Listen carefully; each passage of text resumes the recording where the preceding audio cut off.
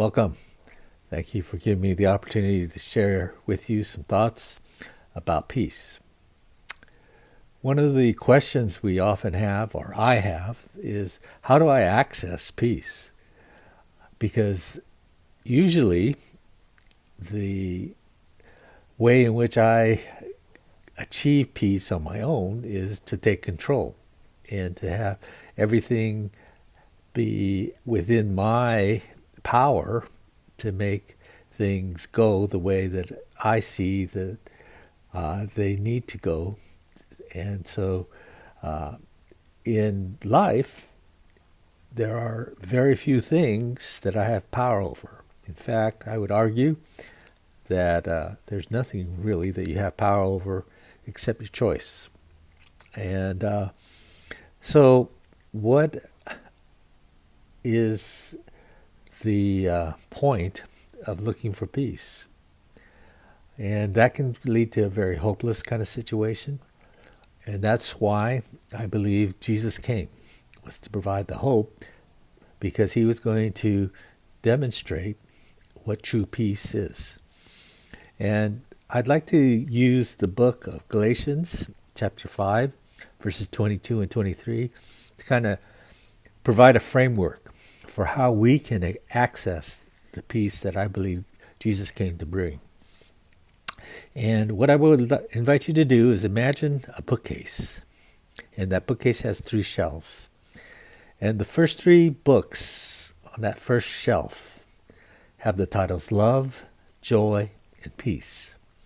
And the title of that shelf would be What Our Relationship with God Should Look Like. So our relationship with God should be characterized by love, joy, and peace. And if those are not the characteristics, that's a place to deal with our relationship with God. Second shelf, I would title Our Relationships with One Another. And the 3 books on that shelf would be Patience, Kindness, and Goodness. And again, if those are not characteristics of our relationships with one another, then we need to investigate and see, well, what is keeping us from having that type of relationship with one another? The last shelf would be the characteristics of our relationship with ourselves, or maybe a better way to put it is the character of our soul. So the character of our soul, the 3 books would be faithfulness, gentleness, and self-control. So if those 3 descriptors are not characteristics of your soul, then something is off in your soul. And it's time to investigate. In going through this, I've seen people utilize the horizontal approach, which on the top shelf would be as you experience the love of God, that creates a experience of the joy of God, and from that joy of God, you have peace. Nothing wrong with that. I think it's a good thing. And so again, it's a question of why isn't that happening? And I believe that's calls for self-reflection and contemplation, not just maybe with yourself, but presenting it with another or a group and just sharing what's underlying all of those things as far as not being able to experience them. But I also believe there's a vertical approach to this.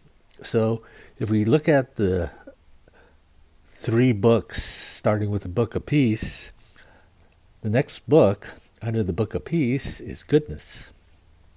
So I believe as God's peace invades us, that more and more in our relationships with each other, it's going to be characterized by doing the good thing. And so we're going to be seeing our relationships as good. And in that goodness, we're going to be able to choose the ways in which we respond to things, which demonstrates self-control, which is a character of our soul. So we're going to feel like we have control over ourselves, which is basically being able to have a peace that is within us, that is like the peace of God. We will not be able to control what goes around outside of ourselves. Jesus didn't control things in that sense. But what Jesus did do was he demonstrated that who he was not going to be defined by what happened to him, or what people thought of him, or what people said about him. And so he was able to be what has been termed as his true self. In other words, who God intended him to be was exactly who he manifested himself in the world to be. Or basically, he said he was light, right? And then he called us to be people of light, children of light, to be like him. And to me, to be like him means that we have a relationship with God where we know we're accepted, where we know we belong, and we know that we are safe. So that whatever happens, whatever we feel, whatever we have going against us, that we know that we can bring it to God, and he's going to bring us into a community of people who will be able to reflect his love and his joy and his peace into that situation, and allow us to do the good thing and allow us to be in control of our own decisions and not feel like we're being forced into things. So I would invite you during this Advent season, or always, to realize peace is not a one and done thing. Peace is a process. Peace is an ongoing thing. And growing in God is what you were designed to be.